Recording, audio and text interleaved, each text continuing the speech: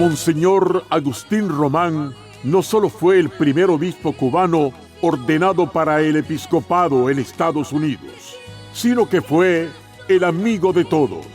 Construyó la Ermita de la Caridad con las primicias de los cubanos recién llegados. Del legado de Monseñor Agustín Román, Radio Paz presenta En Busca de la Felicidad.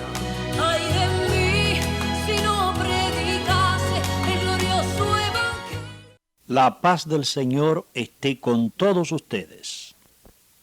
La fe es el gran don de Dios, y nunca me cansaré de repetirlo. Los apóstoles le pedían al Señor: aumenta nuestra fe. Y creo que la familia cristiana debe pedir al Señor esta gracia: aumenta nuestra fe. Al acercarnos a la Virgen, la mujer de fe, hemos de decirle: ruega por nosotros para que crezcamos en la fe.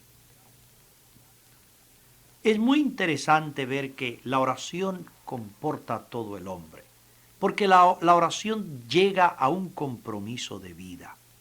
El fruto de la oración se debe proyectar en un compromiso de vida total, en un cambio de vida.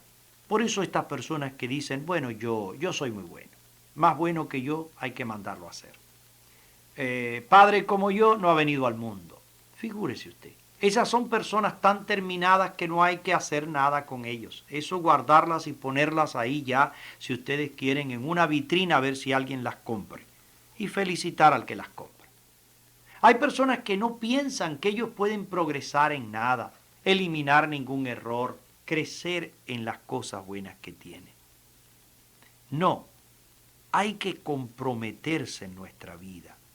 Este es como un signo muy específico por el cual se juzgue si la revelación verdaderamente está echando raíces en nosotros. Una persona que no crece en la virtud, hay que examinar su oración. Muchas personas no ganan profundidad en su oración. No, su relación de unos para con otros, precisamente por esta falta de compromiso con el Señor y con los demás, deja mucho que decir. Esa falta de compromiso puede llevar a una persona y a una familia en oración a su muerte o a su estancamiento espiritual. Ciertamente debemos aclarar, y por otra parte, que no se trata de trabajar por trabajar, sino de trabajar en la viña del Señor. Lo más importante de un cristiano y sobre todo de una familia cristiana no es comprometerse tal vez en movimientos o... No se trata de eso. Lo más importante es vivir su cristianismo respondiendo a la iglesia en aquello que la iglesia necesita hoy y ahora. Lo esencial es el compromiso con y en el Señor Jesucristo, donde el Señor quiera y como el Señor quiera. Lo esencial, mis queridos hermanos, no es hacer muchas cosas, sino la voluntad del Señor, la cual solo se descubre en la oración y en los signos de los tiempos. Por eso la Virgen será siempre para nosotros la gran madre que nos está recordando con su palabra: he aquí la esclava del Señor. Y por eso yo les invito siempre al rincón de oración en la casa, a un lugarcito de nuestra casa donde esté la imagen de la Virgen y donde esté la Biblia.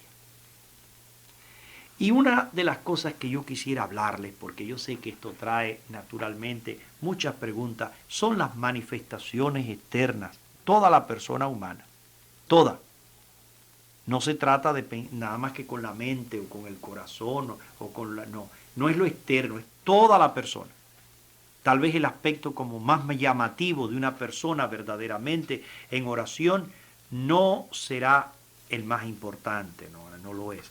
Pero sería tal vez la manifestación sensible que aparecen a lo largo de una familia en oración. Y por eso debemos comenzar diciendo que una familia que reza no se debe calificar ni juzgar por estas expresiones, ya que no es lo esencial en la reunión, sino simplemente el reflejo de algo que es más profundo. Y pudiera ser que una noche se cantara un canto a la Virgen, o se cantara un salmo, o se recitara un salmo en la familia. Sí, yo debo advertirle que la oración que divide o mutila al hombre no es auténtica oración. Si yo solamente rezo con mi mente, pero mi corazón no está con la mente. Si yo rezo con las manos, pero mi corazón no está en oración y mi mente. Siempre que el hombre ora, que reza, pone en juego su espíritu, su alma y su cuerpo. Todo el hombre es el que se dirige a Dios, lo escucha y se compromete con él. Por eso levantar las manos, aplaudir, moverse y hasta yo diría la danza que ha entrado mucho en las celebraciones litúrgicas son diversas manifestaciones de la oración del hombre. Inclusive son oración cuando se hacen para la gloria de Dios, no solamente cuando se hace externamente como si fuera teatro. Lo importante de todos los signos es que reflejen lo más íntimo e invisible, lo que no se ve. Todos estos signos externos son manifestaciones que corresponden a una profunda actitud de fe.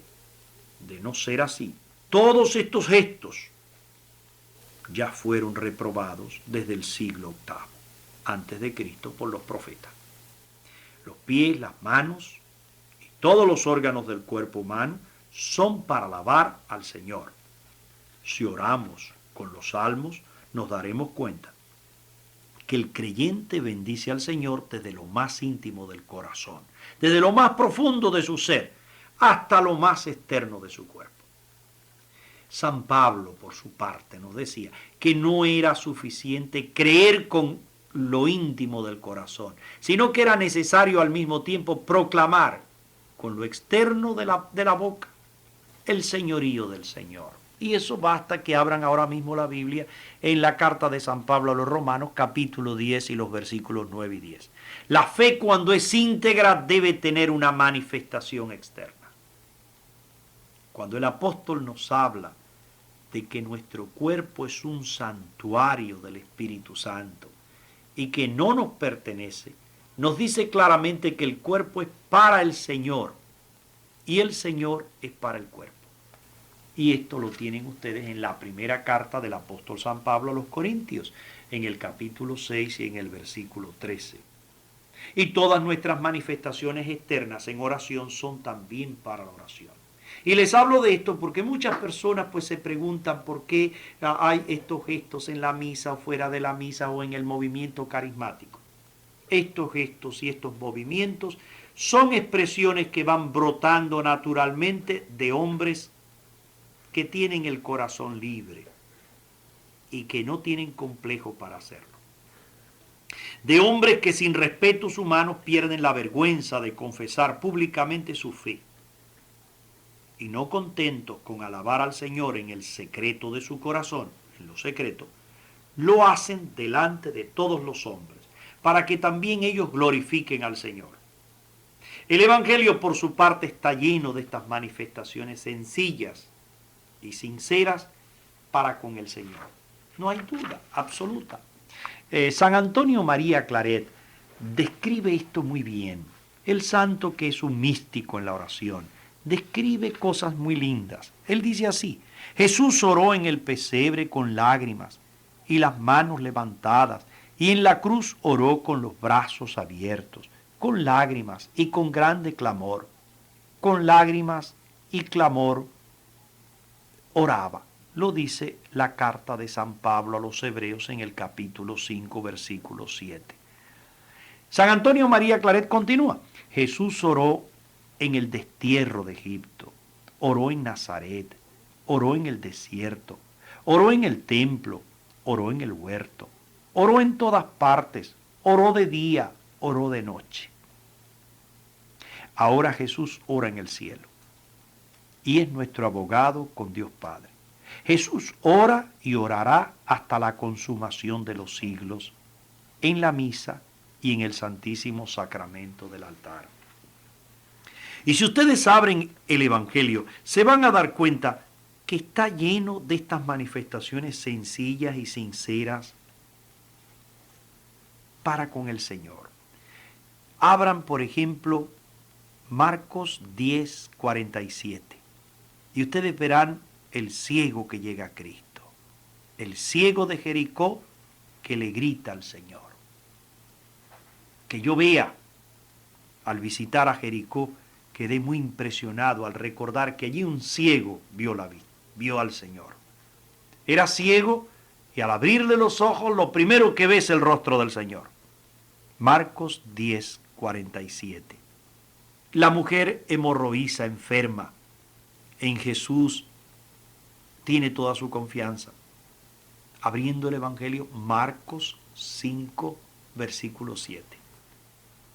Toca el manto de Jesús y ella se pone bien. Claro que Jesús podía curarla sin tocarle el manto, pero todos estos gestos externos ayudan, la señal de la cruz, el besar una cruz, la pecadora que llora y que le echa perfume a los pies y besa los pies de Cristo, unge y besa los pies del Señor, en Lucas 7:38. Si ustedes quieren, abriendo los Hechos, en el capítulo 3, versículo 8, un paralítico que curan los apóstoles. Y sale, dice el Evangelio, saltando, brincando y alabando a Dios. Otro gesto que muchos se preguntan el por qué es levantar las manos. Y es un gesto característico del hombre dirigiéndose a Dios que está en los cielos. Si ustedes abren la Biblia en Éxodos 11:71, ven que Moisés oraba levantando las manos. Y también que Salomón lo hacía, y usted en el primero libro de los Reyes, capítulo 8, versículo 22. Y no solamente eso, sino si ustedes abren el libro de Esdras, en el capítulo 9, versículo 5, ya no era ni Moisés ni Salomón, sino todo el pueblo levantaba las manos para invocar al Señor. En el Nuevo Testamento Jesucristo lo hace. Lucas 24:50. Mientras que San Pablo pedía a los fieles que oraran levantando hacia el cielo unas manos piadosas sin ira ni discusión. Y eso es lo más importante. Su carta a Timoteo, la primera, en el capítulo 2 y el versículo 8. Y cuando ustedes vayan a Roma y visiten las catacumbas de San Calixto, yo diría esas cuevas debajo de la tierra donde los cristianos se reunían, ustedes van a ver que en la pared se encuentran rasgos y figuras levantando las manos para orar. Así oraban los primeros cristianos. La liturgia también pues lo sugiere a menudo, el sacerdote levanta las manos. Pero recuerden esto, se puede levantar las manos cuando se ora, pero lo importante no es levantar las manos. Lo importante es que las manos sean la expresión de un corazón que está levantado al Señor. Otro gesto que muchos se preguntan es la imposición de las manos. Naturalmente esto tiene muchos significados en la Escritura. Si ustedes abren el Antiguo Testamento, ustedes verán que es una bendición. Cuando se va a bendecir, siempre se imponen las manos. En el Génesis capítulo 48, versículo 31 y siguiente. Después ustedes ven la consagración para un ministerio. Cuando alguien va a hacer algo mandado por Dios, se hacía en el Antiguo Testamento imponiendo las manos. El sacerdote le imponía las manos. Y eso lo tiene en el libro de los Números, en el capítulo 8 y los versos del 10 al 18. En el Nuevo Testamento también se bendice así. Mateo 19, 13, 15. Cuando hay una curación, ¿no? ¿Verdad? Aparece una curación, busquen el Evangelio de Marcos, en el capítulo 6 y en el versículo 5, en el 7 y en el 32, 7:32, en el capítulo 8 y los versos 23, creo, hasta el 25. Es decir que cuando se va a orar en el Nuevo Testamento también está la costumbre de imponer las manos. Cuando se va a pedir el Espíritu Santo, ustedes se van a dar cuenta, como los apóstoles lo hacían, nada más que abriendo el libro de los Hechos se van a dar cuenta de esto. Hechos 8 del 17 al 19. Hechos 9 del 17 al 18. Cuando hay como una consagración para una misión, cuando los apóstoles son enviados, también se levantan las manos, se imponen sobre la persona que va a ser enviada, y ustedes tienen el libro de los Hechos, capítulo 6, versículo 6. Y más todavía, busquen el capítulo 13, versículo 3. No se olviden ustedes, mis queridos hermanos, que son gestos que ayudan a la oración, pero lo importante es la oración. Ahora ustedes tienen una costumbre. Cuando hay algo que ha salido bien, se aplaude.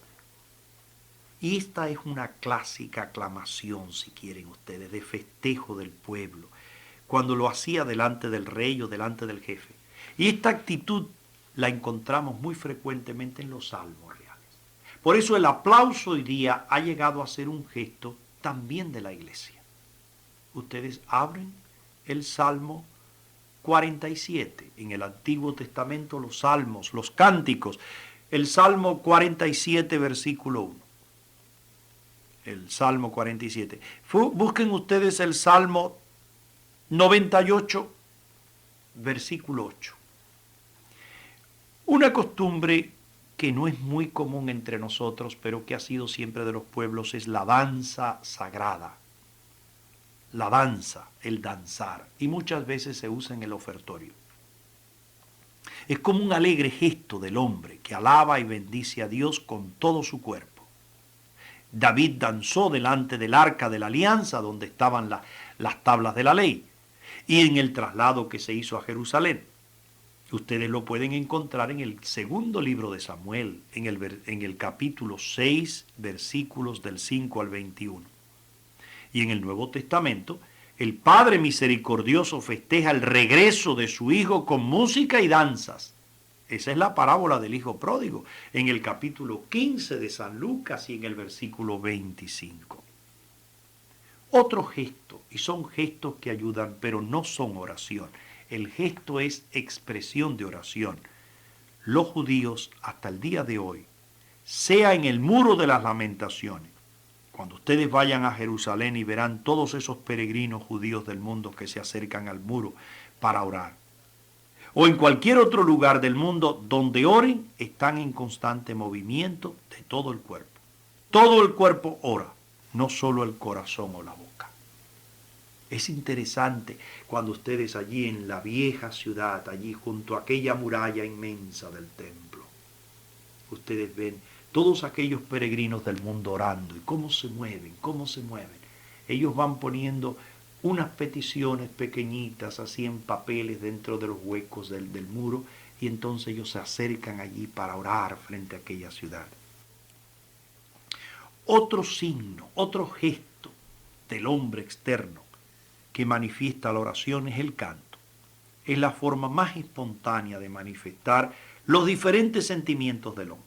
Y eso lo encuentran en toda la Biblia, en el Antiguo Testamento en Moisés, Éxodo 15:1, en Salomón en el primer libro de los Reyes canta el 4:32, y sobre todo en David, el suave salmista de Israel, el hombre que vibraba, en el segundo libro de Samuel, en el capítulo 23 y versículo 1. Cantaron y alabaron a Dios con la música y la poesía. Y en la Biblia existen dos libros que especialmente son cantos, los Salmos y el Cantar de los Cantares. Ese libro Cantar de los Cantares es muy lindo porque nos está diciendo a nosotros cómo Dios es el esposo y la iglesia es la esposa. Dios y su pueblo. Y el Nuevo Testamento también invita constantemente a cantar. San Pablo en la primera carta de Corintios, en el capítulo 1, versículo 26, en la carta a los Colosenses, capítulo 3, versículo 16, los Efesios, Santiago, todos, hay una invitación a cantar. Además de esto, hay aclamaciones. Puede servir para la oración aclamar al Señor. Y es la alabanza popular al Rey victorioso que ustedes van a encontrar en el libro de Esdras, en el capítulo 3, versículo 11. Jesucristo mismo, por ejemplo, fue aclamado el domingo de Ramos por toda aquella multitud. Gritos y gritos en su entrada triunfal a Jerusalén, que ustedes pueden leer hoy en San Mateo, capítulo 21, versículos 9 y 11. Se puede gritar gritar. Dice que los nicaragüenses tienen una expresión muy bonita para celebrar la víspera y la fiesta de la Inmaculada, su patrona, y es la gritería. Y la gritería quiere decir como el corazón del nicaragüense que se abre y entonces clama. Es como la explosión del alma que no puede contener su admiración y el recogimiento al poder y también hacia la misericordia de Dios en la historia. Y eso ustedes lo van a encontrar a través de la historia. Busquen el libro primero de Samuel, en el capítulo 4 y versículo 6. Hay gritos. Busquen los Salmos, capítulo 3 y versículo 4. También hay gritos. El Salmo 7, capítulo 7, pero también verso 7. En la carta a los Romanos, el capítulo 8, el versos 15, en el mismo Apocalipsis, en el capítulo 7, en el versículo 10. Es decir, que hay gritos, la oración se vuelve grito. También las diferentes posturas tienen un singular significado. Cuando uno está de pie es la manera más ordinaria de orar en el Antiguo Testamento. También es característica del hombre libre que está dispuesto para cumplir una misión. Ustedes lo pueden ver en el primer libro de Reyes, capítulo 8, versículo 22, y en San Marcos también, 11, 25. Sentado es la actitud de quien escucha una exhortación, recibe una enseñanza. Primera carta a Corintios. Ustedes lo van a encontrar en el capítulo 8 y versículo 10. Ustedes pueden encontrar de rodillas, la actitud de rodillas, en la forma, yo diría, más así común. Es como una forma típicamente cristiana para la oración. Esteban mismo, en Hechos capítulo 7, versículo 60. Todo esto aparece en los Hechos de los Apóstoles. Pablo en el capítulo 21, versículo 5. Oran de rodillas. También encontramos la misma actitud en Jesucristo. No hay caso. Él es el modelo de los modelos. Lucas 22, 41. Queridos hermanos, todo esto es simplemente lo externo. Lo importante es lo interno. Lo importante es que oremos. Que tu familia sea capaz de orar.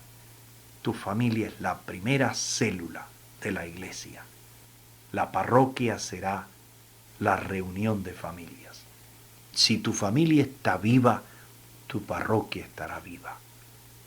Si tu familia está viva, no importa cómo ore, pero que ore al Señor, porque sólo así descubrirá las maravillas de Dios y también las disfrutará. Que Dios les bendiga. Ay de mí, si no predicase el glorioso evangelio. Monseñor Agustín Román no solo fue el primer obispo cubano ordenado para el episcopado en Estados Unidos, sino que fue el amigo de todos. Construyó la ermita de la Caridad con las primicias de los cubanos recién llegados. Del legado de Monseñor Agustín Román, Radio Paz presentó En Busca de la Felicidad.